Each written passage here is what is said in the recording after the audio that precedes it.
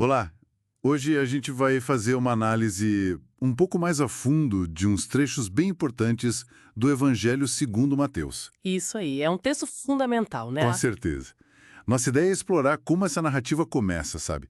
Destacar uns ensinamentos-chave e ver como a tensão vai crescendo, especialmente quando a história caminha para Jerusalém. Exato. Vamos focar bastante em Jesus, claro, no que ele fala sobre o reino dos céus e nos conflitos que começam a surgir. É um ótimo ponto. A gente vai ver como o texto constrói, assim, a identidade de Jesus.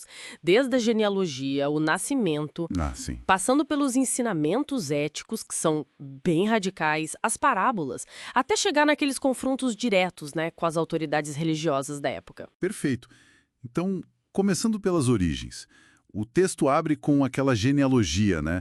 Que liga Jesus a Davi, a Abraão. Parece até um pouco formal, dividido em grupos de 14 gerações. Por que isso? Olha, é uma maneira bem forte de colocar ele dentro da história judaica, sabe? Das expectativas que existiam. Não é só uma lista. Entendi. É uma afirmação. É, uma afirmação de legitimidade de que promessas estavam se cumprindo ali. E logo depois, a narrativa do nascimento. Reforça muito isso. A concepção pelo Espírito Santo, o dilema de José. Os magos chegando. Isso, os magos. A fuga para o Egito para escapar de Herodes. O texto faz questão de conectar tudo isso a profecias antigas.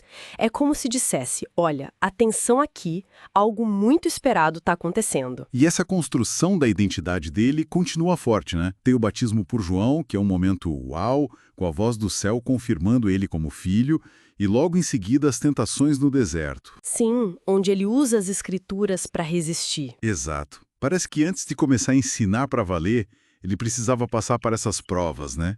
Para afirmar quem ele era e qual era o propósito. Faz sentido? Totalmente. Esses eventos ali do começo, capítulos 1 a 4, eles funcionam como uma base mesmo. Estabelecem a autoridade de Jesus antes dele começar o ministério público lá na Galileia. Ah, entendi. Aí sim, com essa base, ele começa a proclamar a mensagem central. Olha, se convertam, mudem de vida porque o reino dos céus está chegando. É um chamado forte, baseado nessa identidade que já foi mostrada. E aí a gente entra no Sermão da Montanha, capítulos 5 a 7. Nossa, que o negócio fica denso. Começa com as bem-aventuranças. Quem são os felizes nesse reino? Os pobres em espírito, os mansos. É uma inversão total de valores, né? Bem radical. Vira de cabeça para baixo o que o mundo considera ser feliz ou abençoado. E essa radicalidade continua no sermão todo. Por exemplo, a relação com a lei de Moisés. Ah, sim. Ele diz que não veio abolir, mas cumprir. Exato, mas cumprir num nível mais profundo, entende? Não é só não matar, é não ter raiva no coração, não é só não adulterar, é controlar o desejo. A ética vai lá na raiz, na intenção. E fala de divórcio e juramentos, a famosa outra face, e até amar os inimigos. Isso é muito forte. É chocante, né? E também tem a crítica forte à religiosidade que é só para aparecer, esmola, oração. Ele até ensina o Pai Nosso aí, jejum. Tudo tem que ser sincero, feito para Deus, não para os outros verem. E o alerta sobre servir a Deus e ao dinheiro. Parece que vai direto no ponto das nossas prioridades, né? Com certeza. E o ponto-chave que amarra tudo no final do sermão é a insistência na prática. Não adianta só ouvir, achar bonito, tem que construir a vida em cima disso.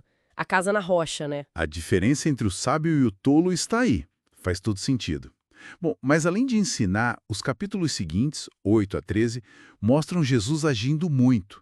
Curas, né? Leprosos, paralíticos. Controle sobre a natureza, acalma a tempestade, expulsa demônios.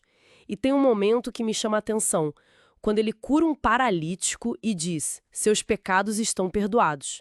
Isso gera uma confusão na hora. Por que era tão provocador assim? Porque na visão dos líderes religiosos da época, só Deus podia perdoar pecados. Ponto. Claro. Então, quando Jesus faz isso, ele está reivindicando uma autoridade divina de um jeito muito direto. Para eles era blasfêmia. Essas ações e também as parábolas que ele começa a contar, tipo a do semeador. Sim, que fala como a mensagem é recebida diferente por cada um. Isso.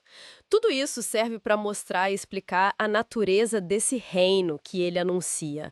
Um reino que funciona com uma autoridade diferente. Tem outras parábolas importantes aí também, né? A do trigo e do joio. Que sugere que o bem e o mal vão conviver até o julgamento final. E as do grão de mostarda e do fermento, que mostram um crescimento enorme a partir de um começo minúsculo. Parece que o reino não funciona do jeito que a gente espera, né?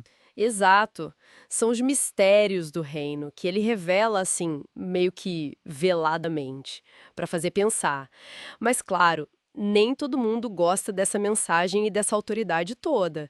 E aí o conflito aperta, né? Capítulos 14 a 23. É rejeitado na própria cidade, Nazaré. Os líderes religiosos começam a questionar ele mais e mais. As discussões ficam tensas sobre tradições, tipo lavar as mãos sobre o sábado. Chegam a acusar ele de usar poder de demônios, de Belzebu. Pesado. E mesmo quando Pedro reconhece ele como o Cristo, o Messias, Jesus logo em seguida começa a falar que vai ter que sofrer, morrer e ressuscitar. Algo que os discípulos, coitados, nem querem ouvir. É um ponto de virada ali. A confissão de Pedro é importante, mas logo vem o anúncio da paixão. A partir daí, o caminho para Jerusalém fica mais claro como um caminho para o confronto final. A entrada em Jerusalém é triunfal, com ramos e tudo, mas logo depois ele vai expulsa os vendedores do templo. Bem provocador. Um ato fortíssimo. Um desafio direto ao sistema religioso e econômico que funcionava ali no templo. E depois disso, mais debates. Sobre a autoridade dele, sobre pagar imposto a César, sobre ressurreição, até chegar naquele capítulo 23, que é uma sequência de ais, uma denúncia muito, muito dura contra a hipocrisia dos escribas e fariseus. A tensão ali é quase palpável. Sim, o capítulo 23 é implacável. Expõe a diferença entre o que eles falavam e o que faziam. E termina com aquele lamento sobre Jerusalém, a cidade que rejeita os profetas. O clima tá pesadíssimo. Então, a gente percorreu um caminho bem intenso aqui nesses trechos, desde a afirmação de quem é Jesus, passando pelos ensinamentos dele que viram o mundo de ponta cabeça, as ações de poder e essa oposição crescente que leva ele para Jerusalém, para esse confronto que parece inevitável. Exatamente. E o texto nos deixa nesse ponto de quase ebulição. Jesus acabou de prever a destruição do templo, o que devia ser algo chocante para os ouvintes originais. E aí, no capítulo 24, os discípulos, já no Monte das Oliveiras, perguntam para ele: tá, mas quando vai ser isso? Quais vão ser os sinais do fim? Fica então essa questão para a gente pensar, né?